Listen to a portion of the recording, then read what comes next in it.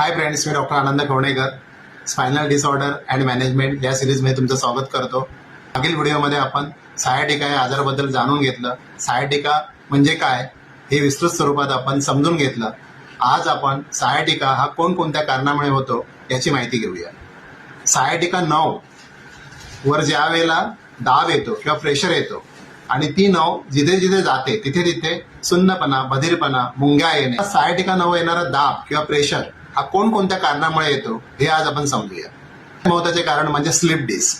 Slip डिस्कला वेगळ्या अर्थाने bulging disk, herniated disk किंवा प्रोलॅप्स डिस्क असं सुद्धा म्हणतात. म्हणजे थोडक्यात काय, दोन मणक्यामधली गादी बाहेर येते आणि ती आपल्या सायाटिक नर्वला प्रेस करते. आता ही गादी कोणकोणत्या कारणामुळे बाहेर येऊ शकते? पहिली गोष्ट म्हणजे हेवी वेट लिफ्ट काही उचलत असाल तर त्यामुळे होतं. दुसरे कारण आहे कनाल स्टेनोसिस. कनाल स्टेनोसिस म्हणजे दोन मणक्यांमध्ये असलेली जागा, कनाल, एक सेंट्रल कनाल असतो आणि एक असतो फोरामन कनाल. सेंट्रल कनाल हा मध्यवर्ती भागात असतो, जिथून आपली ही नर्व जाते, त्याला ती प्रेस करते गादी आलेली बाहेर. आणि फोरामन कनाल हे लॅटरल रूटला असतात. दोन्ही बाजूला, म्हणजे आता समजा डाव्या बाजूला ती प्रेस होत असेल तर डाव्या बाजूचा भाग आपला बधीर होतो, सुन्न होतो. उजव्या बाजूला प्रेस करत असेल तर उजव्या बाजूचा भाग बधीर होतो, सुन्न होतो आणि तिथे वेदना असह्य व्हायला. तिसरं महत्वाचं कारण म्हणजे पिरिफॉर्मिस सिंड्रोम. पिरिफॉर्मिस सिंड्रोम म्हणजे काय, तर पिरिफॉर्मिस मसल्स असतो जो आपल्या बटकच्या तिथे असतो. पिरिफॉर्मिस मसलचं काम काय असतं, तर पिरिफॉर्मिस मसल हा स्पाइन आणि मांडीचा हाड या दोघांना कनेक्टर असतो आणि तो हिप रोटेशन आणि फूट मुवमेंटसाठी खूप मदत करतो. आता ही सायाटिका नर्व त्याच्या बरोबर मधून जाते, त्यामुळे कधी कधी पिरिफॉर्मिस मसलला जर काही स्ट्रेच झाला असेल किंवा ताणलं गेलं असेल किंवा त्याच्यावर दाब पडला असेल किंवा तो टाईट झाला असेल तर पिरिफॉर्मिस मसल त्याला कैचीसारखा प्रेस करतो त्या नर्वला आणि त्यामुळे तिथून जाणे नर्व ही इरिटेट होते आणि त्यानंतर आपल्याला ते असह्य वेदना चालू होतात.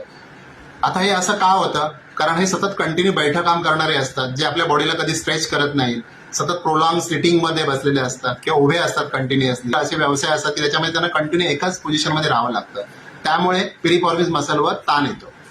चौथं महत्वाचं कारण आहे ट्रॉमा, इंजुरी.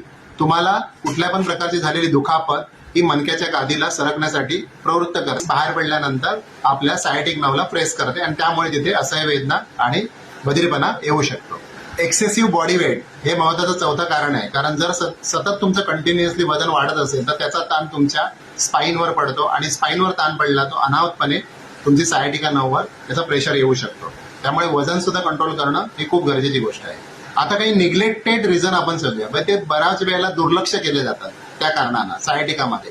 त्याच्यातलं महत्वाचं कारण आहे डायबिटीस मलायटिस. डायबिटीसमध्ये डायबिटिक न्यूरोपॅथी म्हणून एक आजार असतो की त्याच्यामध्ये तुमच्या नसा कमकुवत व्हायला सुरुवात होते. जर तुमच्या रक्तामधली साखर कंटिन्यू वाढत असेल तर त्या नसा खराब होतात आणि मग सायाटिका सदृश्य आपल्याला पायामध्ये विकनेस येणे किंवा पायामध्ये ट्रेमलिंग येणं, टिंगलिंग येणं हे चालू होतं. जळजळ होणे नसांची हे चालू होतं आणि ते सायाटिका जर तुम्हाला आजार असेल आणि जर तुम्हाला डायबिटीज असेल तर त्याच्यामध्ये ते अधिक जाणवतं, जास्त प्रमाणात त्याची इंटेन्सिटी जाणवतं. कधी कधी बोनीस पॉवर असतात, कधी कधी ट्युमर असतो, गाठ असते ती त्याला प्रेस करते, पण ही खूपच म्हणजे कमी प्रमाणात आढळणारी कारणे आहे. सगळ्यात महत्वाचं कारण म्हणजे स्लिप डिस्क, हर्निएटेड डिस्क किंवा बल्जिंग डिस्क बोलतो किंवा प्रोलॅप्स डिस्क आपण त्याला बोलतो. एज रिलेटेड मध्ये दोन्ही मणक्यांमध्ये झीज व्हायला सुरुवात होते आणि त्याचा सुद्धा प्रेशर सायाटिक नर्ववर पडू शकतो, कारण ती गादी त्याला प्रेस करायला सुरुवात करते. सायाटिका आजार कशामुळे होतो याची सर्व कारणे तपासून बघितली. आपण पुढच्या भागामध्ये भेटूया. त्याच्यामध्ये सायाटिकामुळे येणारी लक्षणे कोणकोणत्या स्वरूपाची असतात आणि त्यामुळे आपल्याला कोणकोणता त्रास उद्भवू शकतो